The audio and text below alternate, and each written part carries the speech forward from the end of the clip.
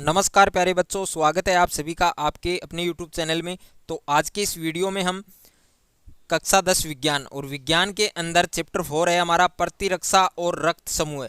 इस चैप्टर के बारे में हम डिस्कस करने वाले हैं और इस चैप्टर का फर्स्ट पार्ट हम इस वीडियो के अंदर डिस्कस करेंगे। और इससे पहले मैंने 3 चैप्टर ऑलरेडी आपको करवा दिए हैं, लिंक आपको डिस्क्रिप्शन में मिल जाएगा, वहां जाकर आप अच्छे से उन 3 चैप्टर को अच्छे से कवर कर सकते हैं।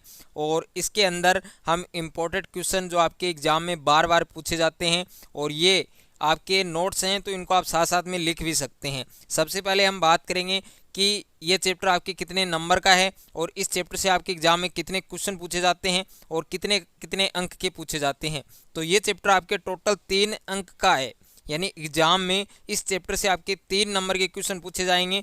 और क्वेश्चन है, तीनों ही क्वेश्चन आपके एक एक नंबर के आएंगे, यानी तीनों क्वेश्चन आपके शॉर्ट क्वेश्चन आएंगे जो आपके पार्ट ए में आता है, यानी जो सेक्शन ए आता है आपके पेपर में, उस सेक्शन में आपको तीनों क्वेश्चन मिल जाएंगे। अगर आपका मैथ, फिजिक्स, केमिस्ट्री और बायोलॉजी के किसी क्वेश्चन में डाउट है तो आपको उस क्वेश्चन का फोटो खींचकर उसको क्रॉप करके सेंड करना है। तुरंत वीडियो सॉल्यूशन के साथ आपको आपका आंसर मिल जाएगा। और आप class 6 to 12 NEET, IIT, JEE mains और एडवांस की भी तैयारी कर सकते हैं। तो अभी डिस्क्रिप्शन में जाइए और डाउटनेट के इस एप्लीकेशन को डाउनलोड कीजिए। डाउट हो तो डाउटनेट करो। आप 8400 400 400 इस नंबर पर भी आप अपने क्वेश्चन का फोटो क्रॉप करके सेंड कर सकते हैं। वहां पर भी आपको आपके क्वेश्चन का आंसर वीडियो सॉल्यूशन के साथ मिल जाएगा। इस चैप्टर का जो फर्स्ट टॉपिक है प्रतिरक्षा विज्ञान, यानी प्रतिरक्षा विज्ञान की क्या परिभाषा होती है, तो आप देख सकते हैं अच्छे से। रोगाणुओं के उन्मूलन हेतु शरीर में होने वाली क्रियाओं तथा संबंधित तंत्र के अध्ययन को क्या कहा जाता है? प्रतिरक्षा विज्ञान कहा जाता है। यानी रोगाणुओं के उन्मूलन हेतु शरीर में होने वाली क्रियाओं और उनसे संबंधित जो तंत्र हैं उनके अध्ययन को हम क्या कह सकते हैं? प्रतिरक्षा विज्ञान कहा जाता है। और शरीर में 2 प्रकार की प्रतिरक्षा विधियां कार्य करती हैं। तो शरीर में कितने प्रकार की प्रतिरक्षा विधियां कार्य करती हैं? 2 प्रकार की। पहला प्रकार क्या है? स्वाभाविक प्रतिरक्षा विधि। इस विधि के अंदर क्या होता है कि यह जन्मजात प्रतिरक्षा विधि होती है, कि जो स्वाभाविक प्रतिरक्षा विधि होती है उसको हम जन्मजात प्रतिरक्षा विधि भी कह सकते हैं और इसे सामान्य या प्राकृतिक प्रतिरक्षा भी कहा जाता है। और यह प्रतिरक्षा किसी विशेष रोगाणु से विशिष्ट रूप से रक्षा प्रदान नहीं करती है और यह सभी प्रतिजनों के विरुद्ध समान तरीके से कार्य करती है। कि जो स्वाभाविक प्रतिरक्षा विधि होती है यह जन्मजात प्रतिरक्षा विधि मानी जाती है और इसे सामान्य या प्राकृतिक प्रतिरक्षा भी कह सकते हैं। और यह प्रतिरक्षा किसी विशेष रोगाणु से विशिष्ट रूप से रक्षा प्रदान नहीं करती है और यह सभी प्रतिजनों के विरुद्ध समान तरीके से कार्य करती है। उसके बाद में है स्वाभाविक प्रतिरक्षा के लिए निम्न कारक सहायक होते हैं। कि जो स्वाभाविक प्रतिरक्षा विधि है उसके लिए कौन कौन से कारक उत्तरदायी हैं, कौन कौन से कारक सहायक हैं, तो उन कारकों को भी हम अच्छे से डिस्कस करेंगे। तो पहला कारक क्या है? भौतिक अवरोधक। अब भौतिक अवरोधक इसमें क्या होता है कि जैसे त्वचा, नासिका छिद्रों और अन्य अंगों में पाए जाने वाले पक्षमाभ और कसाब, श्लेष्म उपकला आदि, ये सब किस में आते हैं? भौतिक अवरोधक में आते हैं। उसके बाद में दूसरा जो कारक है वो है रासायनिक अवरोधक। जैसे अमाशय में पाए जाने वाले अम्ल, अमाशय व योनि के अम्लीय वातावरण और त्वचा पर पाए जाने वाले रासायनिक तत्व और विभिन्न देह तरलों जैसे लार, पसीना आदि, ये सब किस में आते हैं? रासायनिक अवरोधक में। उसके बाद में तीसरा कारक क्या है? कोशिका अवरोधक। इसमें क्या होता है कि बक्ष्काणु क्रिया में सक्षम कोशिकाएं जैसे महाभक्षक, मोनोसाइट, न्यूट्रोफिल कोशिकाएं आदि, ये सब किस में आते हैं? कोशिका अवरोधक में। उसके बाद में जो चौथा है आपके, चौथा कारक है जवर और सूजन। जवर और सूजन, तो ये 4 आपके कारक हैं स्वाभाविक प्रतिरक्षा विधि में। उसके बाद में दूसरी जो प्रतिरक्षा विधि है उसका नाम क्या है? उपार्जित प्रतिरक्षा विधि। अब इस विधि के अंदर क्या होता है कि यह अनुकूली या विशिष्ट प्रतिरक्षा भी कहलाती है। यानी जो उपार्जित प्रतिरक्षा विधि है उसका दूसरा नाम क्या है? अनुकूली या विशिष्ट प्रतिरक्षा विधि। और इस प्रकार की प्रतिरक्षा में एक पोषक किसी विशेष सूक्ष्मजीव अथवा बाह्य पदार्थ के प्रति अत्यंत विशिष्ट प्रघात करता है और इस प्रतिरक्षा में प्रतिरक्षियों का निर्माण किया जाता है कि यह अनुकूली या विशिष्ट प्रतिरक्षा भी कहलाती है। और इस प्रकार की प्रतिरक्षा में एक पोषक किसी विशेष सूक्ष्मजीव या बाह्य पदार्थ के प्रति अत्यंत विशिष्ट प्रघात करता है और इस प्रतिरक्षा में प्रतिरक्षियों का निर्माण होता है। तो किस प्रतिरक्षा विधि में प्रतिरक्षियों का निर्माण होता है? उपार्जित प्रतिरक्षा विधि। और विशिष्ट प्रतिरक्षा कितने प्रकार की होती है? 2 प्रकार की होती है। यहाँ से आपके इम्पोर्टेंट क्वेश्चन बन सकता है, वेरी वेरी इंपॉर्टेंट क्वेश्चन यहाँ से आ सकता है। तो आपको अच्छे से ध्यान रखना है कि विशिष्ट प्रतिरक्षा कितने प्रकार की होती है? 2 प्रकार की। पहला क्या है? सक्रिय प्रतिरक्षा। ओके, तो यानी जो एक्टिविटी एंटीबॉडीज है उसके बारे में हम डिस्कस करेंगे। सक्रिय प्रतिरक्षा ऐसी प्रतिरक्षा प्रणाली जिसमें मानव शरीर प्रतिजन के विरुद्ध समय प्रतिरक्षियों का निर्माण करता है। यानी ऐसी प्रतिरक्षा प्रणाली जिसमें मानव शरीर प्रतिजन के विरुद्ध समय प्रतिरक्षियों का निर्माण करता है उसको क्या कहते हैं? सक्रिय प्रतिरक्षा। और दूसरा जो प्रकार है, दूसरा जो टाइप है, निष्क्रिय प्रतिरक्षा। तो निष्क्रिय प्रतिरक्षा किसे कहते हैं? ये एक ऐसी प्रतिरक्षा प्रणाली होती है जिसमें मानव शरीर में किसी विशेष प्रतिजन के विरुद्ध बाहर से विशिष्ट प्रतिरक्षी प्रविष्ट करवाए जाते हैं। उसको क्या कहा जाता है? निष्क्रिय प्रतिरक्षा कहा जाता है। उसके बाद में है प्रतिजन और प्रतिरक्षी, यानी एंटीजन और एंटीबॉडी। इनके बारे में हम अच्छे से डिस्कस करेंगे। तो सबसे पहले हम प्रतिजन के बारे में बात करेंगे, उसके बाद में प्रतिरक्षी के बारे में। तो प्रतिजन वह बाहरी रोगाणु या पदार्थ होता है जिनका आणविक भार 6000 डाल्टन अथवा उससे ज़्यादा होता है। कि जो प्रतिजन है वह बाहरी रोगाणु या पदार्थ माना जाता है जिसका आणविक भार कितना होता है? 6000 डाल्टन या फिर उससे ज़्यादा भी हो सकता है। और प्रतिजन विभिन्न रासायनिक संगठनों के हो सकते हैं, जैसे प्रोटीन, पॉलीसेकेराइड, शर्कराएं, लिपिड या न्यूक्लिक अम्ल। कभी कभी शरीर के अंदर के पदार्थ और कोशिकाएं भी प्रतिजन के तौर पर कार्य करती हैं। और प्रतिजन संपूर्ण अणु के रूप में प्रतिरक्षी से प्रतिक्रिया नहीं करते हैं और इसके कुछ विशिष्ट अंश ही प्रतिरक्षी से जुड़ते हैं। इन अंशों को क्या कहा जाता है? एंटीजनी निर्धारक, या इसका दूसरा नाम क्या है? एपिटोप। ये वेरी वेरी इंपॉर्टेंट क्वेश्चन यहाँ से बन सकता है आपके 1 नंबर की जो शॉर्ट परिभाषा यहाँ से बन रही है आपकी, कि प्रतिजन संपूर्ण अणु के रूप में प्रतिरक्षी से प्रतिक्रिया नहीं करते हैं और इसके कुछ विशिष्ट अंश ही प्रतिरक्षी से जुड़ते हैं। इन अंशों को क्या कहा जाता है? एंटीजनी निर्धारक या एपिटोप कहा जाता है। तो मैंने यहाँ रेड कलर से लिख रखा है, जो रेड कलर से मैं यहाँ पर बीच में लिख रहा हूँ, यानी वो इम्पोर्टेड है आपके। प्रोटीन में करीब 6 से 8 अमीनो अम्लों की एक श्रृंखला एंटीजनी निर्धारक के रूप में कार्य करती है और एक प्रोटीन में कई एंटीजनी निर्धारक हो सकते हैं। इनकी संख्या को एंटीजन की संयोजकता कहा जाता है। ये भी आपके इम्पोर्टेंट है, 1 नंबर में आ सकता है कि एंटीजन की संयोजकता किसे कहते हैं और इसके अधिकांश जीवाणुओं में एंटीजन संयोजकता कितनी होती है।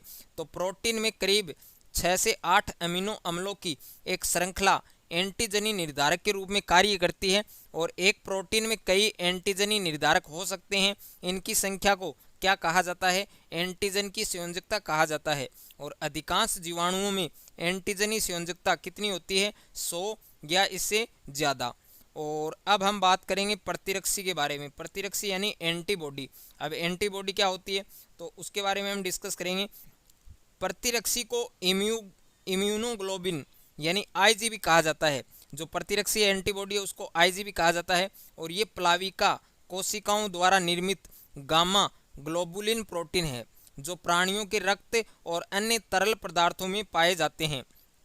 प्रतिरक्षी का वह भाग जो प्रतिजन से क्रिया करता है क्या कहलाता है? पेराटोप कहलाता है। वेरी वेरी इंपॉर्टेंट क्वेश्चन यहाँ से बन सकता है कि पेराटोप किसे कहते हैं। तो प्रतिरक्षी का वह भाग जो प्रतिजन से क्रिया करता है, रिएक्शन करता है, उसको हम पेराटोप कहते हैं। अब हम बात करेंगे प्रतिरक्षी की संरचना, यानी जो एंटीबॉडी है उसकी जो स्ट्रक्चर है वो किस तरीके से होती है, तो उसकी स्ट्रक्चर के बारे में हम डिस्कस करेंगे। तो प्रतिरक्षी का आकार अंग्रेजी भाषा के अंग्रेजी वर्ड जो वाई अक्षर होता है उसके तरीके से होता है, उस तरह से होता है और यह 4 संरचनात्मक इकाइयों से मिलकर बनी होती है। इनमें 2 भारी बड़ी जो H कहलाती हैं और 2 हल्की या छोटी L पॉलीपेप्टाइड श्रृंखलाएं होती हैं। एक भारी और हल्की श्रृंखला मिलकर HL यानी द्वितीय बनाती हैं और डाइमर बनाती हैं, और 2 डाइमर मिलकर किसका निर्माण करते हैं? प्रतिरक्षी का निर्माण करते हैं। और प्रत्येक भारी और हल्की श्रृंखला कितने भागों में बटी होती है? कितने भागों में विभक्त होती है? 2 भागों में विभक्त होती है। उसके बाद में है अस्थिर भाग, जिसके 2 भाग कौन कौन से हैं? एक तो अस्थिर भाग है और दूसरा है स्थिर भाग। अब अस्थिर भाग किसे कहते हैं? कि यह भाग प्रतिजन से क्रिया किया जाता है, और इसे कौन सा भाग कहते हैं? FAB भाग कहते हैं, या इसको अस्थिर भाग भी हम कह सकते हैं। उसके बाद में है स्थिर भाग। यह श्रृंखला के COOH की तरफ होता है, इसे FAC भाग कहते हैं। और अधिकतर प्रतिरक्षियों के Y स्वरूप में दोनों भुजाओं के उद्गम स्थल लचीले होते हैं, इसे कब्जे या हिंज कहते हैं। और यह आपके बोर्ड एग्जाम में भी पूछा जा चुका है कि कब्जे या हिंज की परिभाषा क्या होती है। तो अधिकतर प्रतिरक्षियों के Y स्वरूप में दोनों भुजाओं के उद्गम स्थल लचीले होते हैं, और इन उद्गम स्थल के जो लचीले भाग होते हैं इनको हम क्या बोलते हैं? कब्जे या हिंज बोलते हैं। उसके बाद में है प्रतिरक्षियों के प्रकार। अब प्रतिरक्षियां हैं, उनमें 5 प्रकार के भारी पॉलीपेप्टाइड श्रृंखलाएं पाई जाती हैं। यानी जो प्रतिरक्षी हैं उनके काफ़ी प्रकार हैं, जिसमें पहला प्रकार क्या है? IgG। इस प्रतिरक्षी का क्या कार्य है? तो प्रमुख संवहनी प्रतिरक्षी जो रक्त और अन्य द्रव्यों में उपस्थित आवल को पार कर भ्रूण तक पहुंचता है। ये कार्य किसका है? IgG प्रतिरक्षी का। उसके बाद में सेकंड है IgM। इस प्रतिरक्षी का कार्य क्या होता है? कि प्रतिजन की अनुक्रिया से उत्पादित प्रथम प्रकार की प्रतिरक्षी। और IgA माँ के दूध में पाया जाने वाला एकमात्र प्रतिरक्षी, नवजात शिशु की प्रतिरक्षा। इसके अलावा लार और आंसू में ये प्रतिरक्षी उपस्थित होती है। और उसके बाद में है IgE। प्राथमिक रूप से बेसोफिल और मास्ट कोशिकाओं पर क्रिया करता है, और यह एलर्जी में हिस्सा लेती है। एलर्जी में कौन सी प्रतिरक्षी हिस्सा लेती है? IgE। उसके बाद में है IgD। ये एंटीमाइक्रोबियल कारकों के उत्पादन के लिए बेसोफिल और मास्ट कोशिकाओं को सक्रिय करती है, एक्टिव करती है। उसके बाद में है विशिष्ट प्रतिरक्षा के चरण। ये काफ़ी इंपॉर्टेंट है, यहाँ से भी आपके क्वेश्चन बनने के चांस हैं। इसमें आपके 4 पॉइंट है, चारों पॉइंट आपको अच्छे से ध्यान रखने हैं। पहला पॉइंट क्या है? अंतर्निहित प्रतिजन तथा बाह्य प्रतिजन में विभेद करना। और सेकंड है बाह्य प्रतिजन के ऊपर व्याप्त एंटीजनी की संरचना के अनुसार विलसिका कोशिकाओं द्वारा प्लाविक कोशिकाओं का निर्माण करना। और तीसरा है प्लाज्मा कोशिकाओं द्वारा विशिष्ट प्रतिरक्षियों का निर्माण। और चौथा है प्रतिजन प्रतिरक्षी प्रतिक्रिया तथा कोशिका मादित प्रतिरक्षा द्वारा किसका निर्माण, किसका विनाश करना? प्रतिजन का विनाश करना। उसके बाद में है रक्त और रक्त समूह है, यानी ब्लड और ब्लड ग्रुप। तो सबसे पहले हम बात करेंगे ब्लड की, यानी रक्त की बात करेंगे। तो रक्त एक तरल जीवित ऊतक है जो गाढ़ा, चिपचिपा व लाल रंग का होता है और रक्त वाहिनियों में प्रवाहित होता है, और यह प्लाज्मा और रक्त कोशिकाओं कणिकाओं से मिलकर बनता है। कि जो रक्त है ये प्लाज्मा और रक्त कणिकाओं से मिलकर बनता है। और प्लाज्मा में 3 प्रकार की रक्त कणिकाएं मिलती हैं। एक तो आपके लाल रक्त कणिकाएं जिसको RBC बोलते हैं, RBC। और दूसरी है श्वेत रक्त कणिकाएं जिसको WBC कहा जाता है। तो जो रेड ब्लड सेल है यानी लाल रक्त कणिकाएं हैं, यह रक्त कणिकाएं गैसों का परिवहन और विनिमय करती है। और जो WBC है यानी श्वेत रक्त कणिकाएं हैं, यह रक्त कणिकाएं मानव शरीर की रोगाणुओं आदि से रक्षा करती है। और तीसरा आपके बिंबाणु रक्त वाहिनियों की सुरक्षा करती है और रक्त स्त्राव रोकने में मदद करती है, यानी रक्त का थक्का जमने से रोकने में मदद कौन करता है? बिंबाणु। उसके बाद में है रक्त समूह यानी ब्लड ग्रुप। तो सर्वप्रथम वैज्ञानिक, और उस वैज्ञानिक का क्या नाम है? Karl Landsteiner. इसने सन 1901 में रक्त का विभिन्न समूहों में वर्गीकरण किया। और लाल रक्त कणिकाओं की सतह पर मुख्य रूप से 2 प्रकार के प्रतिजन A और B पाए जाते हैं। और इन प्रतिजनों की उपस्थिति के आधार पर कुल 4 प्रकार के रक्त समूह पाए जाते हैं। अब 4 प्रकार के रक्त समूहों के नाम कौन कौन से हैं? ए, बी, ए बी और ओ। और इस वर्गीकरण को क्या कहा जाता है? ए बी ओ समूहीकरण कहा जाता है। और ए बी के अलावा लाल रक्त कणिकाओं पर आर एच नामक एक और प्रतिजन पाया जाता है। यदि रक्त कणिकाओं की सतह पर आर एच प्रतिजन उपस्थित हो, ओके, प्रेजेंट हो, तो रक्त कैसा होगा? आर एच धनात्मक कहलाता है, आर एच पॉजिटिव कहलाता है। और वह रक्त जिसमें रक्त कणिकाएं आर एच प्रतिजन से विहीन होती हैं, आर एच ऋणात्मक कहा जाता है। तो यहाँ पर आर एच पॉजिटिव और नेगेटिव इन दोनों में भी आपको पूछ सकता है, इनके बारे में पूछ सकता है, तो इनकी परिभाषा आपको जरूर ध्यान रखनी है। अब यहाँ से आपके मोस्ट इंपॉर्टेंट क्वेश्चन बनता है जो आपके एग्जाम में आ भी चुका है और काफ़ी बार रिपीट हो रहा है क्वेश्चन।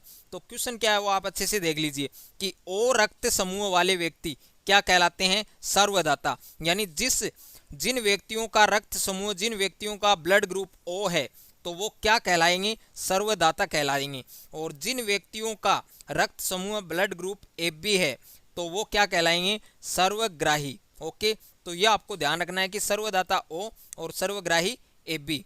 और वीडियो आपको अच्छा लगे तो वीडियो को लाइक करें, दोस्तों के साथ शेयर करें। चैनल पर नए हैं तो चैनल को सब्सक्राइब कर लीजिए और साथ में बेल आइकन को प्रेस कर लीजिए।